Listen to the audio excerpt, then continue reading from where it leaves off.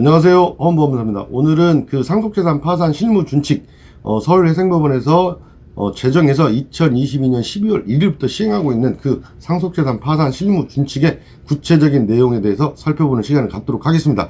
제가 쇼츠 영상에서 며칠 전에 그 예고를 해드린 바 있죠. 쇼츠 영상에서 제가 핵심적인 내용을 말씀드리면서 구체적인 그 실무 준칙 내용에 대해서 따로 풀 영상으로 여러분들께 말씀을 드리겠다 했는데 오늘 그 시간입니다. 자, 그래서 우리가 상속재산 파산 절차를 진행하는 데 있어서 과도한 서류를 내라고 했던 거에 대해서 서류를 간소화했고, 그 다음에 피상속인의 임대차 보증금 중에서, 주택임대차 보증금 중에서 그 압류금지 채권에 해당하는 보증금을 어떻게 처리할 건지에 대한 기준을 마련했고요. 그 다음에 인지대 송달료, 예납금, 장례비 이런 것들에 대한 것에서도 어떻게 처리할 건지 기준을 마련했습니다. 또한 채권자 집행 기일에 매번 출석했어야 되는데 그걸 면제할 수 있는 그런 근거까지 마련을 했는데요. 어떠한 이러한 제도가 개선되고 있는 거 굉장히 긍정적으로 바라보고 있고요. 그 구체적인 내용을 오늘 살펴보면서 여러분들 같이 공부하는 시간을 갖도록 하겠습니다. 영상 끝까지 시청해 주시면 여러분들 굉장히 도움이 되실 거고요. 그 다음에 좋아요, 알림 설정하고 계속 좋은 정보 받으시기 바랍니다. 구독 신청은 필수죠. 자, 그러면 구체적으로 회생법원에서 2022년 12월 1일, 2022년 12월 1일부터 시행하고 있는 상속재산 파산 실무 준칙의 구체적인 내용에 대해서 살펴보도록 하겠습니다. 자, 여기 보시면 그동안의 문제점을 인식하고 제대로 개선에 나섰죠. 누가? 서울회생법원이. 굉장히 긍정적인 일입니다. 그동안 문제점을 한번 제가 여기다 나열을 해봤어요. 너무 많은 서류를 제출하라고 했고, 채권자 집행기일에도 계속 출석하라고 했고, 인지대 송달료 예납금을 상속인으로 부담을 했고, 주택임대차 보증금 보호하는 것을 완전히 무시를 해버렸던 것이 있었고, 장례비 공제 기준이 없었던 문제가 있었습니다. 그래서 특히 이제 이 상속재산 파산에서는 채무자는 상속재산이에요. 그러니까 상속재산 파산을 신청하는 상속인은 실질적으로는 채무자는 아니에요. 상속재산 파산 절차 내에서는 그냥 이해관계인인 거예요. 그런 부분도 인식의 기초에 깔려있지 않았나 이렇게 생각이 듭니다. 그러니까 우리가 상속재산 파산 신청을 하면 사람에 대해서 파산 선고를 하는 게 아니라 망 아무개의 피상속인 망 아무개의 상속재산에 대해서 파산 선고를 하는 겁니다. 그런 관념에 대해서 파산 선고를 하는 것이기 때문에 그러한 제도에 대해서 봤을 때 이러한 것들이 상속인에게 부담을 준다고 회생법원에서 인식을 하고 제도 개선에 나선 것이죠. 사실 법원에서 이렇게 그 상속인들의 부담을 덜어주기 위해서 판사님들, 파산견제인님들이 모여서 이렇게 노력해가지고 실무준칙을 만들어줬다는 거 굉장히 긍정적이고 높게 평가할 만한 그런 일이라고 보이고 그분들께 또 감사하다는 말씀을 드려야 되는 일인 것 같습니다. 그래서 앞으로도 더 개선되겠지만 아직도 좀 부족한 부분은 제 개인적으로 있어 보이긴 하는데, 여하튼 한 걸음 앞으로 선진화되고 또 국민들을 위해서 이렇게 실무준칙을 만들었다는 것은 굉장히 좋은 일이라고 보여집니다. 다만 여기 보면 간단한 사건은 제도 개선에도 불구하고 상속재산 파산 불필요하다 이렇게 제가 적어놨죠. 그렇게 간단한 사건은 굳이 상속재산 파산 안 하셔도 됩니다. 다만 상속재산 파산을 하는 것이 어떨까 하는 사건들은 이렇게 제도 개선이 되니까 더 긍정적으로 신청을 검토해 볼 필요가 있다 이렇게 말씀드리는 것이죠. 자, 그러면 상속재산 파산이라는 게 어떤 제도인지 먼저 살펴볼게요. 상속채무가 상속재산보다 이렇게 많아요. 그럴 때 상속재산에 대하여 파산 선고 후 상속재산을 파산재단에 편입하여 환가 및 배당 변제하는 그런 절차를 말합니다. 보통 우리가 한정승인 하고 나서 상속재산 파산을 해요. 물론 한정승인 하지 않은 사람도 상속재산 파산 신청을 할 수는 있는데, 한정승인 하고 하시는 게 훨씬 더 이득이고 훨씬 더 안전해요. 그래서 대부분 실무에서는 한정승인 하고 나서 상속재산 파산을 합니다. 뒤에 그 구도에 대해서 또 말씀드립니다. 자, 상속인은 채무자가 아니고 상속인으로서 신청인일 뿐이다. 상속재산 파산 절차 내에서는. 자, 그리고 여기 보시면 상속재산보다 상속채무가 많은 경우에 우리는 한정승인이라는 거 합니다. 한정승인을 하면 상속받은 재산의 범위 내에서 상속채무를 책임져야 돼요. 그 구체적인 내용은 청산 절차예요. 뭐냐? 상속재산을 환가해서 채권자들에게 나누어 주는 거죠. 한정승인을 하면 그걸 해야 되는 거예요. 후속 절차로. 자, 근데 그 후속 절차는 두 가지가 있어요. 두 가지 중에 하나를 선택하는 거예요. 위에는 임의청산, 아래는 상속재산 파산. 뭔 말이냐? 상속인 스스로 상속재산을 환가해서 채권자들에게 배당변제 해주는 거예요. 상속인 스스로 관리처분하면서 이렇게 하는 거예요. 간단한 사건은 제도 개선에도 불구하고 상속재산 파산 불필요하고 스스로 해도 돼요. 상관없어요. 간단한 사건. 그러나 그 간단한 사건의 기준은 사람마다 다를 수 있어요. 그래서 상담하러 오시면 뭐 본인이 하실 수 있는 건지 아니면 뭐 상속재산 파산해야 되는 건지 이런 것들을 우리가 생각해 볼 수 있는 것이죠. 또 상속재산 파산 신청해서 법원을 통해서 상속재산 환가 및 배당 변제를 하는 것을 말을 하는 거고 파산관제인이 관리처분권을 행사하는 거예요. 그래서 파산관제인이 이제 상속재산을 조사를 하는 거예요. 그런 과정에서 과거에 과도한 서류도 내라고 했고 그 다음에 법정에도 계속 출석했어야 되고 그 다음에 인지태 송달료 외납금도 내 돈으로 냈어야 되고 장례비도 공제가 안 되는 경우가 많았고 뭐 이런 여러 가지 문제들이 있었던 거죠. 그래서 제도를 개선하는 실무준칙을 만드는 거예요. 자, 보시면, 자, 여기 2022년 12월 1일 시행하고 있는 상속재산 파산 실무준칙 구체적인 내용 5가지. 아까 그 문제점과 연결이 되는 거죠. 제출 서류를 간소화했죠. 그동안 너무 많이 내라고 했다는 거예요. 그 다음 피상속인 주택임대차 보증금 중 부양가족 있는 경우 압류금지 채권에 해당하는 보증금은 일정한 요건 하에 보호하게 돼 있는 거고, 상속비용이라고 할 수 있는 장례비 공제하는 기준을 마련했고, 인지태 송달료 외납금 상속인 부담에서 제외했으며, 채권자 집회기일 법정 출석도 면제가 가능하도록 규정을 만들었습니다. 자, 이렇게 핵심적인 내용에 대해서 제가 저번에 쇼츠 영상에서 말씀을 이미 드렸죠. 그래서 이 핵심적인 내용에 대한 구체적인 내용을 제가 오늘 알려드리겠다. 미리 이제 예고편으로 쇼츠 영상을 내보내드렸는데, 오늘 지금부터 더 구체적인 내용을 살펴보겠습니다. 첫 번째, 제출 서류 간소화. 어떤 서류를 제출하라고 하는지 한번 봐야 되겠죠? 자, 실무준 측에서 자료 제출 목록을 만들어서 이 자료를 제출하세요. 이렇게 만들어 놓은 거예요. 서류를 간소화했어요. 자, 보시면 신청인 자격 관련 서류, 피상속인 인적사항 서류, 피상속인 주거 관련 서류가 있고요. 그 다음에 지방세 세목별 과세증명서, 안심상속 원스톱 서비스 전체 자료, 상속인 금융거래 전체 자료 이렇게 나와 있습니다. 제가 구체적으로 하나씩 봐드릴게요.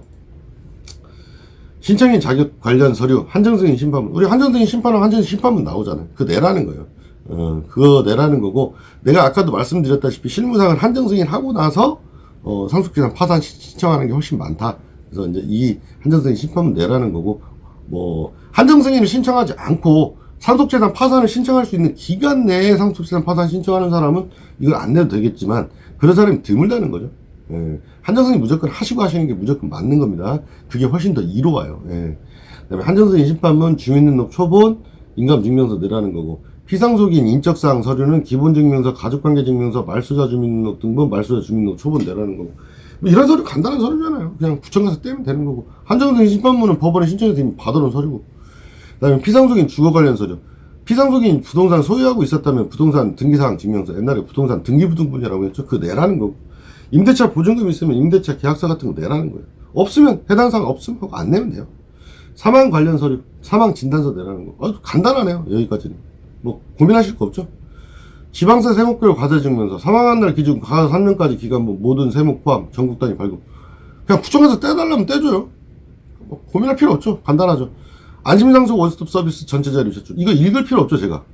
여러분들 한정승인 하실 때 안심상속 원스톱 서비스 했잖아요. 그 전체 자료 다 내라는 거예요, 그냥. 거기에 뭐 해당 사항 없으면 이런 것까지 다 내라는 거예요. 예, 다 내시면 돼요, 그냥. 그러니까 이걸 보면 한정승인 하실 때 내가 상속재산 파산으로 신청할지, 그 다음에 상속재산 파산 안 하고 스스로 청산할지는 미리 정해 놓으셔야 돼요. 그래야 안심상속 원스톱 자료들을 백업을 해 놓죠. 이 안심상속 원스톱 서비스는 3개월 지나면 사라져요. 안 열려요. 그럼 나중에 상속재산 파산 신청하려면 안 열리는 경우가 많아요. 그러니까 미리 백업을 해놔야 되는 거예요. 그러면 다시 신청해야 돼요. 다시 신청하면 또 금액이 달라지는 경우도 있고 또 시간이 걸리잖아요. 그러니까 한정승인 신청하실 때부터 한정승인 이후의 절차를 상담을 받으셔야 되는 거예요. 그걸 상담해주는 법무사, 변호사를 찾아가셔야 되는 거예요. 예. 그 다음에 상속인 금융거래조회 전체자료 제출. 이거는 이제 사망한 때로부터 1년 이내에는 안심상속 원스톱 서비스를 신청하는 거고, 뭐 그 이후에는 안심상속 원스톱 서비스가 안 되고 상속인 금융거래 조회만 돼요. 물론 상속인 금융거래 조회도 1년 이내도 되죠. 대부분 근데 안심상속 원스톱 서비스를 하는 거예요. 근데 그때 못한 사람들은 이걸 하는 거예요. 그러니까 이거 한 사람 이거 내고 이거 한 사람 이거 내라는 거예요. 뭐 고민할 거 없죠. 간소하잖아요, 서류. 자, 이렇게 보시면 되겠습니다. 서류는. 그다음에 피상속인 명의 임대차 보증금 일정 요건 하에서 보호한다. 민사집행법에서 압류금지 채권으로 주택임대차 보증금을 일정 부분 정해놨어요. 그게 이제 주택임대차 보호법 및 시행령에서 또 이제 정해놓고 있는 거죠. 서울 기준으로 1억 5천만 원 이하 보증금인 경우, 그러니까 임대차 계약할 때 보증금 자체가 1억 5천만 원 이하인 경우에는 5천만 원까지 압류금지 채권으로 정하고 있어요. 이 압류금지 채권 5천만 원까지. 서울의 경우에. 지역마다 다 달라요. 근데 서울만 보면 이렇게 돼요. 자, 지금 서울회생법원이니까 이건 서울회생법원만 적용되는 거예요. 그러니까 서울 것만 알으면 돼요. 지금 이 실무 준칙에 따르면. 그 다음에 일정 요건 하에서 파산재단 포함하지 않겠다. 이 말은 무슨 말이냐면 이 5천만 원, 압류금지 채권에 해당하는 이 5천만 원을 변제 재원에 넣지 않고 그냥 그대로 사용하게 해주겠다는 거예요.